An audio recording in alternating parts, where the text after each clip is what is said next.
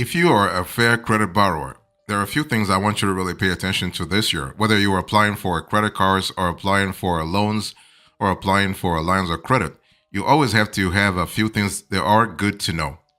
First thing first, you have to understand that you won't qualify for the lowest rates if you apply for a personal loan with a fair credit score. Okay, so if you have a credit score that's actually between a 579 and 650 or 640, you're not going to qualify for the highest APR. I mean, for the lowest APR. So expect to have a double digit when it comes to APR. Again, whether you're applying for credit cards or loans or whatever. Sometimes people tell you, well, if you apply for a credit card at a credit union, you could actually qualify for a lower APR. That's not true. That's not true. Based on our research, whether you apply for a loan, credit card, or a line of credit, whether you apply at a bank or a credit union, if you have fair credit this year, you're not going to, for instance, you're not going to get an APR around 8% or 9%. So that's the first thing. Okay. So your fair credit score is not going to give you the lowest APR, but that's fine. That's fine because sometimes it's good to actually go through the process of paying a little more for APR, but get a higher loan amount or higher credit, like a higher limit on your credit card. Okay, that's number one. So that's the first thing. I want you to really understand that. The second thing you want to do here is that you have to really think about how to really diversify, how to really strategize. If you want to receive a high limit credit card or a large loan amount with a fair credit score, think about maybe having a cosigner or have a co-applicant. So instead of going solo, you can try to go with a spouse, with a friend, or like whatever. You can go with a co-signer or co-applicant, but the co-applicant has to be a little quote unquote above you in the sense that they have to have excellent credit or they have to have a better credit score than you. It can be good credit or excellent credit. Okay, anything above 700 is really good. Anything above 700 is really good. If you want to do a co-signing or co-application on a loan or credit card, it's just good to have somebody to kind of help you there. Okay, so I'm speaking about FACO 700 above or Vantage score somewhere around 650. So that's how you are increasing your chances. But bottom line is you can indeed get a loan or a credit card with fair credit, not a problem.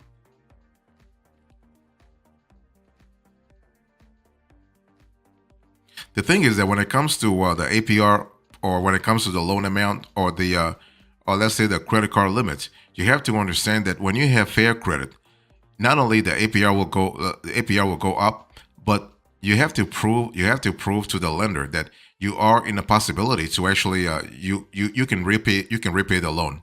So there are cases where they'll ask you for more. They'll ask you for more paperwork. Sometimes they ask you for like all kinds of paperwork, like your tax returns for the last 3 years. They'll ask you for your bank statements for the last 3 months or even 6 months, or they want you to really be at your company longer. In other words, you have to be in a position where you have been receiving cash from the company for a while before you can apply for a loan or credit card. Okay, so the requirements can be a little stringent. There's nothing bad with that, but you just have to be to be expecting it. Okay, so for instance, it's not really uncommon for credit unions or banks to ask you to be at a company for at least 1 year before you can actually apply for a loan or credit card. Okay, that's why a lot of fair credit borrowers would rather go to online lenders such as SoFi, such as Lightstream, or such as Prosper if they're looking for a loan because they know they have that their odds of qualifying are higher.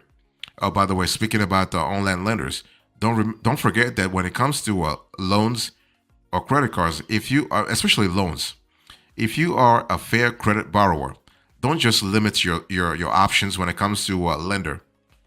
Like you have banks, we have credit unions, but you also have alternative lenders, but also online lenders. Don't really underestimate the power of those fintechs. Those fintechs are your godsend when it comes to the lender who will look at your application differently. Okay, and so just make sure if you want to be approved real fast, you want to do your research, and most importantly, you also want to understand that you might have to deal with lower loan limits. Okay, in other words, instead of getting like I'll give you an example, SoFi. SoFi actually will give you a maximum of $100,000. But if you have fair credit, chances are you're not getting that much. You're not getting $100,000. You're probably getting a 30 grand or 40 grand. Same thing with Wells Fargo. Wells Fargo also has a limit of $100,000. But if you have fair credit, they're not going to give you that much. So you have to really account for those. You have to account for those restrictions.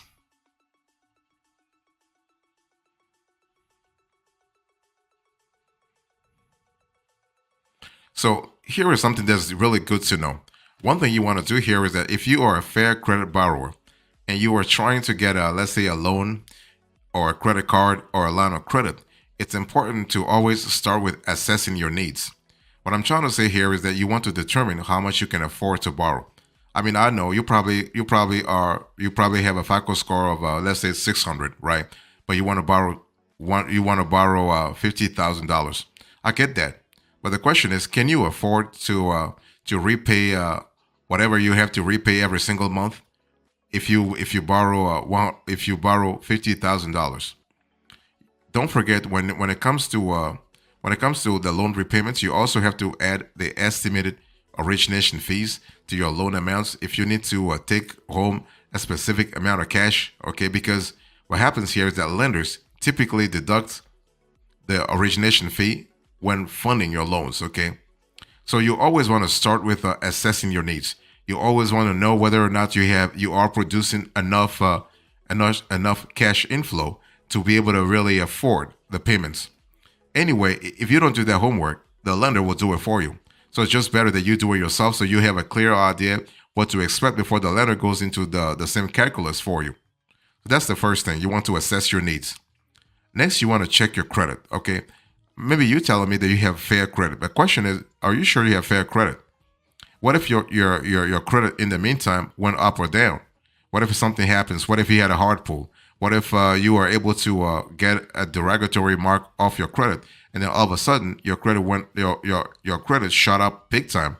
So you always want to check your credit just to make sure that you have the latest and most updated credit. Okay, that's important from a clarity point of view, especially if you are trying to get things done in let's say in a streamlined manner. And you also want to pay down current debt. If you are a fair credit borrower, chances are your CUR is already high. That's why your credit score is low. So you by paying down debt, you can really increase your CUR, your credit utilization ratio, which will have a positive effect on your credit score because there is an inverse relationship between a CUR and credit score, by the way. And you want to compare loan offers, and you also want to make sure that you apply for a loan that you can really repay in a short period of time. Now, if you are thinking about getting a fair credit loan or a fair credit card or a fair credit line of credit, you do have a couple of places where you can really look for it this year. You can look for those financing product this year, and this is why it's important to always start with having a good bank account. The bank account that you have is going to help you actually get the loan that you want if you are a fair credit borrower. So you can have a bank account at a credit union. You can have a bank account at a normal bank at a regular bank. And you can get a bank account at online lender. Sorry about that. Sorry about that. So what I mean here is what if you are looking for a loan with fair credit, go to your traditional bank. If you already have an account at a national or a regional bank, go to that bank. Go to Chase. Okay, go to Wells Fargo, Citibank. Go to Bank of America. Those are national banks. Or if you want to go to the regional banks, go to PNC. Go to US Bank. Go to TD Bank. Go to BMO Harris. Go to Santander. Go to Truist Bank. Go to a Fifth Third Bank. Go to Huntington Bank. Okay, so those are regional banks, or you can go to your national bank. I mean, you can go to your state bank, not national bank, state bank. So what I'm trying to say here is what you want to go with a bank where you currently have a relationship. Don't try to reinvent the wheel. So try those banks first. If you and the cool thing is This is not just for loans. This is also for lines of credit. This is also for credit cards. Of course, some banks will offer some products and others will not. For instance, Chase, okay, Chase, and also Bank of America don't offer credit. They don't offer personal loans anymore. They used to, but they don't offer them anymore. So Wells Fargo and Citi are the only two big national banks that offer personal loans. Citi will cap you at $30,000, whereas Wells Fargo will cap you at the $100,000. So you have a lot of possibilities when it comes to loans or credit cards. So you can try traditional banks. You can try credit unions such as CCU, such as PenFed, such as Navy Fed, for instance, such as Service.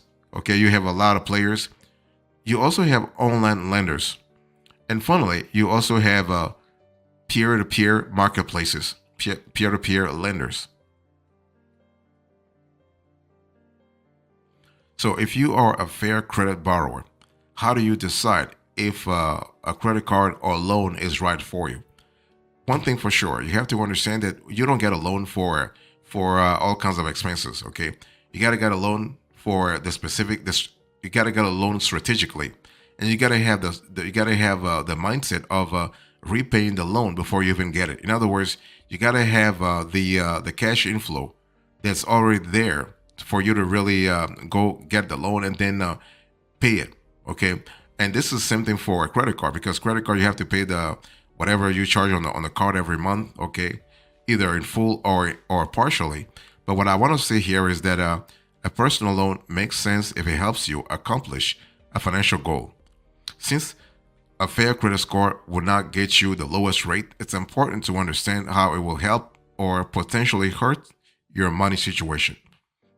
And the thing is that when you are trying to get a loan and you have fair credit, you have to also think about how the loan itself is going, the loan or credit card for that matter, or even line of credit for that matter, is going to help you increase your credit score. Because the bottom line is that you do not want to really to sit forever around 640 or around 600 FICO score. The whole idea here is to use a loan for your personal purposes, but also use the loan as a tool to increase your FICO score in the long run, right? Because when you get the loan and you're able to repay the loan, you're able to increase your FICO score. Because the loan adds an extra layer of trade lines to your FICO reports, which means that you have credit experience, which increases your credit worthiness. But if you're able to repay that loan, then you have a lot of like you're showing potential lenders that you are a responsible borrower. Okay, so think about the loan that way. I want you to think about the loan or credit card for that matter that way. I want you to think about the line of credit also that way. Think of it as a two-way street, as the first way to increase your FICO score, a second way to show credit worthiness. One thing, but also to reach your financial goals. One thing I want to say also is that you have to understand that you are able to use a loan also to get to the next level when it comes to getting more financial products.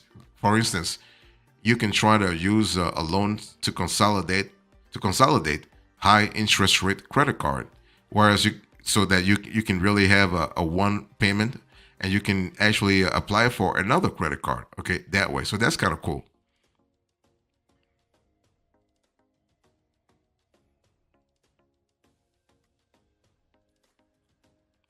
So if you are looking for a fair credit loan or credit card or line of credit this year, you have to understand that you have all kinds of possibilities. So if you are a fair credit borrower and you are thinking about increasing your situation, or you're thinking about reaching your goals, just remember that you are able to get things done in a streamlined manner.